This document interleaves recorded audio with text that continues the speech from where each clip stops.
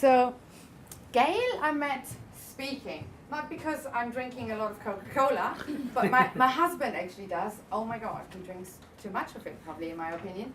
But I met Gaelle speaking somewhere, and we just stayed in touch, and she has written a blog for our website, and she speaks, oh my God, you probably will be able to tell them yourself, but she's such an incredibly charismatic woman with so many children, demanding husband, a demanding job, and still she made it here tonight. So let's hear it for Gaelle. Wow. Wonderful to be here and great to have so many women. I reckon the reason why 99% of your memberships are women is because we are the ones who are open to learning and developing and getting better. Guys are just, they're already there, so we're just playing catch up. But I thought it'd be rude to be here on an evening of storytelling and not tell a story about myself. So there's just one word, I guess, or one expression that I'd like to learn with you.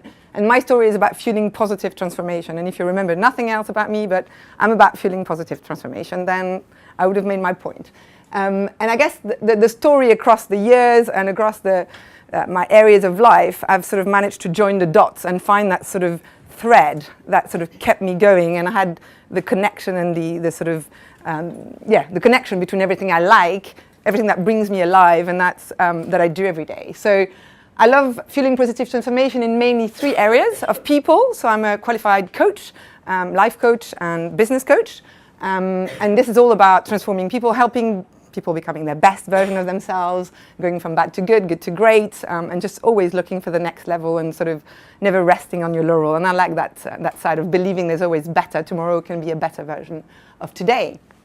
The second area of transformation that I like working on is on brands. I've got 20 years experience in big, fast-moving consumer group company like L'Oreal, Coca-Cola, SC Johnson, SAB Miller, and I love when there's a problem, a broken brand. I love that, coming at a sort of a fire extinguishing situation, and we need to sort of turn things around. I don't like when everything's fine and I can't add value. So that turns me on, and that's what I've been looking every single time I look for a new job.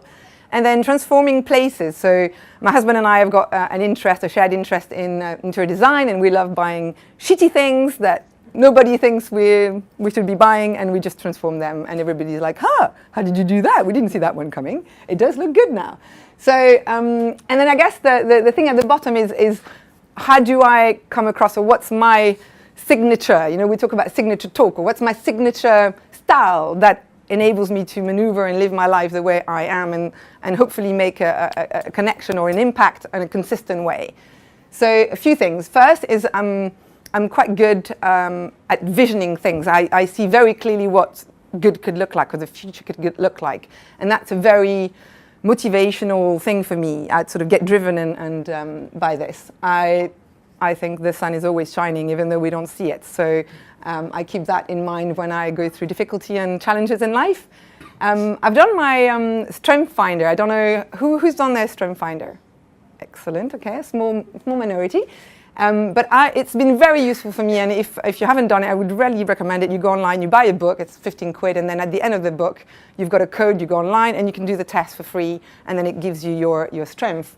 And it's really about just knowing more about who you are and being able to sell yourself better, and it's a common language, so a lot of people know that. So my top 5 are strategic, winning others over, which is about team player, maximizer, communication, and positivity. So I'm really clear about my teammate, my boss, and sort of coming across as this is what I can add value. So make sure that you use this, because that's what I'm good at, and that's what I'll thrive on. And then I think life is just one big thing. So we're talking about who we are at work or outside work, and I try to really make it just one world. So I'm a keen dancer, and I do yoga, and I try to have that in my day-to-day life in philosophy. So I bring dancing. What does it do to me? It's about amazing connection. So when you have a good dance, you've had a good connection. But I believe that everything should be about good connection. If you've had an amazing connection with someone, you feel the electricity in the air. If you've had a good conversation, if you had a good business pitch. So I'm looking for that amazing connection. Yoga, this is about pushing yourself every day a little further and getting to places you never thought you'd be. I mean, I am not flexible by any stretch of the imagination. I did ballet all my life, and I couldn't do the split. And yet, with yoga, I can take my leg right up, and I never thought I could. So, why not? Sort of dare to do things you couldn't think you would do. And then asking the art of asking questions, you know, like, and finding out answers. Oops, I'm going back, sorry. So this is a bit about me. Now, I would like you to think about, well, I'm going to present weird and wonderful facts about myself, but before that, I would like you to think of one thing about yourself that's interesting and that you think no one else in this room has done. So we're going to take 30 seconds. I want you to think. And then when you're ready, when you've got it, raise your hand. Ooh, you guys are quick. Okay. Tell us. Yes. Moving from Minnesota to California to London to Spain and back to London. I bet nobody else has done that. Wow. Is that for living? Like? Yeah. Oh wow, cool. Very good. Who else has had their hand up? Yeah. Recorded 3 albums and working on a 4th. Singing? Ooh, we've got some serious talent. This is a talent. Sold G-strings on the Côte d'Azur when I was 18. Excellent! I like it. I was a magician's assistant when they cut you in half. Excellent. Have you actually cut anyone's head? Ooh, we'll never know. Sailed across a couple of oceans. Ooh, very good. Who else had their hands up? Yes. I did a bungee jump last year on the 1st of April. Ooh, and that was in an April Fool. Excellent. Fantastic. So the point here is really that we all have amazing stories and we're just often very shy about sharing and knowing what to share and how to formulate that story. But I would really encourage you to think about your quirkiness, you know, like what's different about you, what makes you stand out, and really just go and spread the word, spread the magic, because you never know. That might inspire someone and say, that's actually possible. I want to do that too. So just a few wonderful and weird facts about me. I want to go to 100 countries. I'm at number 70. And I've lived in 3 and I've worked with 25. I've learned 17 types of dances, 17, sorry, not 70, 17. And I have won competitions. I have done bungee jump, the tallest in the world, 216 meters. And that is me right there. I'm going so fast, the camera can't actually take a photo of me. I have been in the front of Foxton magazine for my property, and I have done all that whilst being married and having 3 kids. So yeah, that's some of the facts. Sorry, the slides were inverted. All right, which then brings me to my next point, which is who here could tell me, if I meet you in the elevator in 2 minutes, could tell me who you are? Who's got their own brand pitch about who they are in 2 minutes? Who can tell me who they're about in 2 minutes? All right, not many hands. Who can tell me if you've got your elevator pitch for your business? So in 2 minutes, I meet you in the lift.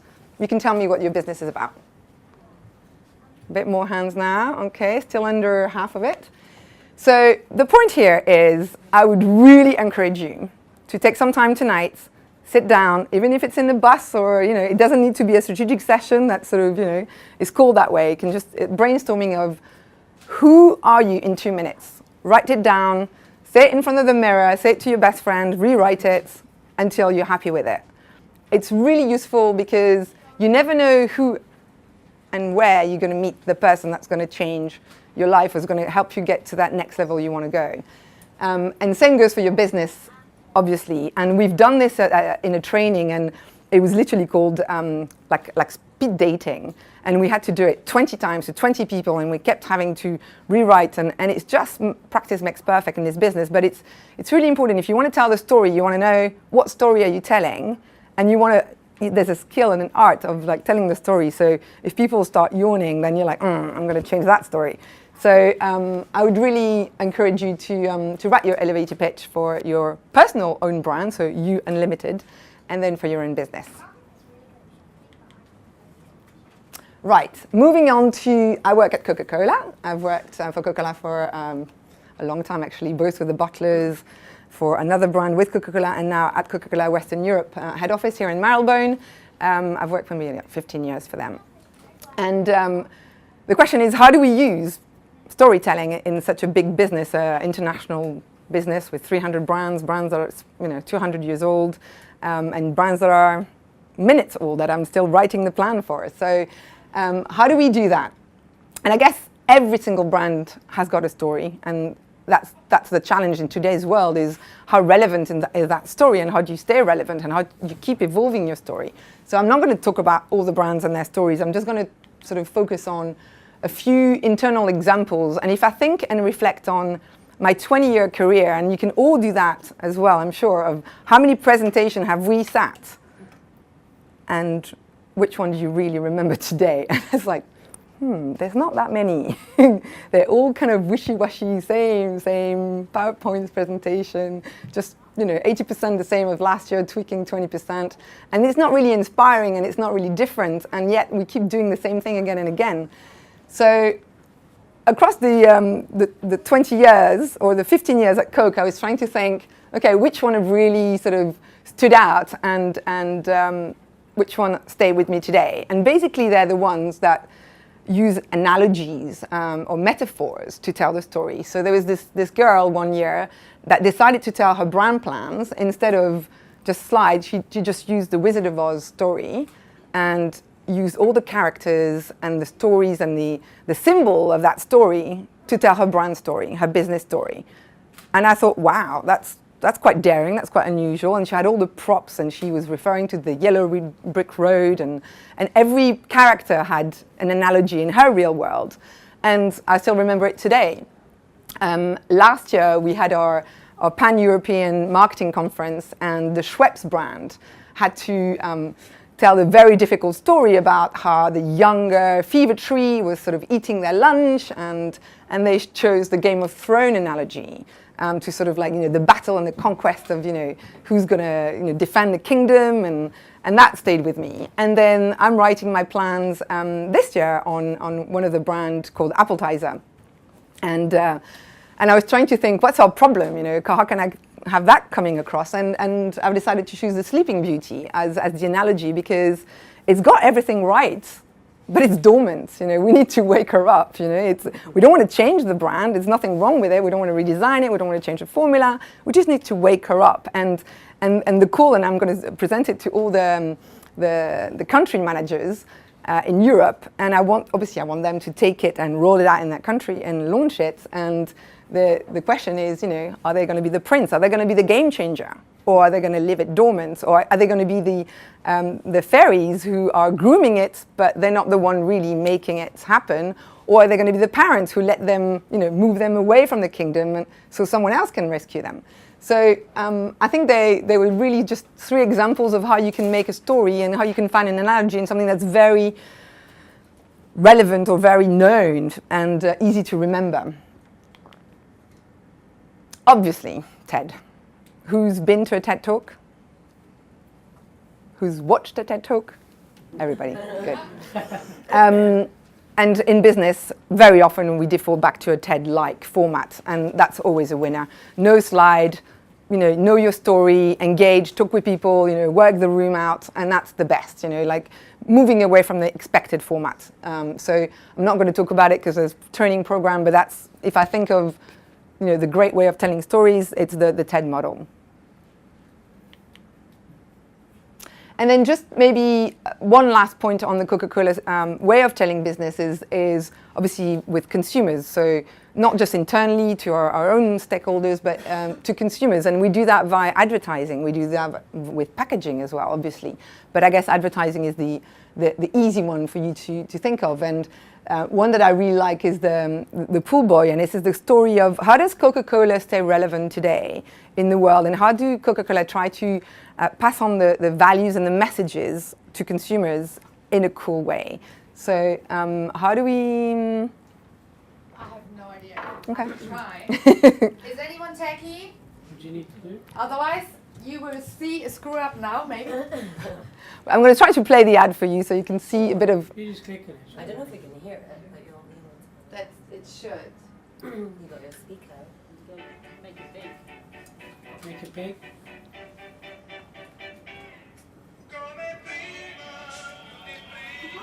Fantastic.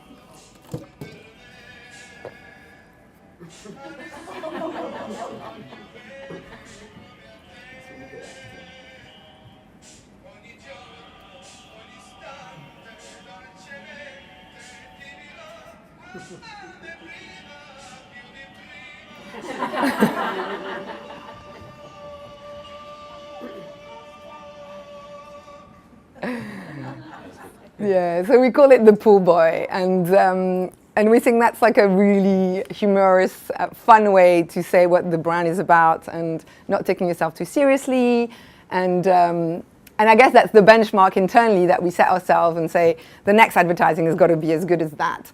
And that's on the last example that I'll share with you today is we had our conference in Lisbon about 6 weeks ago.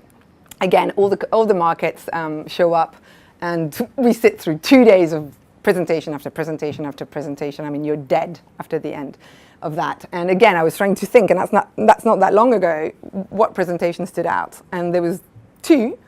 One from our CEO, and he was very simple. It was our strategy with 4 lines, and he just kept repeating the 4 lines. So simplicity beats everything. So I can still say it. It wasn't complex, it wasn't fluffy words, very simple, I can remember it. The second thing I remembered was the brand director on Coke, who stood and tried to tackle the very dry topic, recycling. And you know, if you got given that and you have to present in front of 1,000 people on recycling, I mean, good luck. You know, the whole room is going to take their mobile phone and start, doing something else, because it's not really sexy, is it? But she made it really cool. And she got into the room and she grasped us straight away by saying, my husband is shit at the stores at home. He never picks up the rubbish and he never does the recycling. He always gets the wrong paper and the wrong thing. And so she just started telling the story. It was like, I could see, it was like we were being in her kitchen, and I could witness the poor husband being sort of, and I was like, oh, this is the same at my house. And she told the story of her own relationship and the struggles of, they can't be bothered to recycle, but she can bother, but he can't bother, and that's that kind of a universal truth. Everybody is living the same, so she used her own personal story to make a connection with the audience, and then also make a connection from an advertising point of view. So she said, if everybody's feeling that way, we need to change things. And she's kind of looking at Pool Boy and saying, I want recycling to be like Pool Boy. I want recycling to be a hot, sexy topic that everyone wants to go after. So her whole presentation was about making recycling sexy, and she had that sort of leitmotif of the behavior is the motivation plus ability and trigger, and it was all about what's the motivation, and she used her own analogy in her couple and say, what are the motivation that I can use for him to recycle, and can I give him incentive, and what's working, what's not working, and I guess the advertising that I can't show today because it's not ready yet, but is going to be the motivation for people just to want to recycle and recycle with Coke. So, one final thing. I want to hear from you. One key takeout from my session. Raise up hand and just shout. Yeah. Okay. The analogy. Yep. Who else? The weird and wonderful facts about me. Oh, very good. So we're going to have a long list tonight. Excellent. Using a personal story to depict a more general point. Yep. With the husband. Yep. Just the use of lots of pictures and images. Yep. You should know your personal brand. You know what you love, what you want to do, and be able to do the elevator pitch. Do it for your business, but really for yourself. Strength finder. Strength finder. Excellent. There'll be some homework tonight. I need to get a job as a pool boy.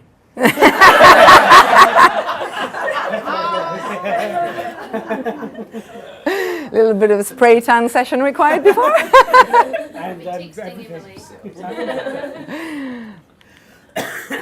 Well, that brings me to the close. Thank you. Namaste.